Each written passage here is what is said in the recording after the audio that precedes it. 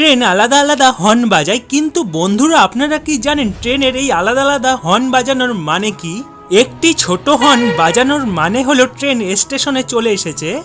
এখন ট্রেনটিকে পরিষ্কার করার সময় দুটো ছোট হর্ন বাজানোর মানে হলো ট্রেনটি চলার জন্য তৈরি। তিনটি ছোট হর্ন বাজানোর মানে হলো লোকো পাইলট মানে ট্রেনের ড্রাইভারের ইঞ্জিনের সাথে কন্ট্রোল শেষ হয়ে গিয়েছে। চারটি ছোট হর্ন বাজানোর মানে হলো ট্রেনে টেকনিক্যাল কোনো সমস্যা হয়েছে। দুটো ছোট হর্ন আর একটি লম্বা হর্ন বাজানোর মানে হলো ট্রেনের কোনো যাত্রী চেন পুলিং করেছে। একটি লম্বা হর্ন বাজানোর মানে হলো ট্রেনটি এই স্টেশনে দাঁড়াবে না।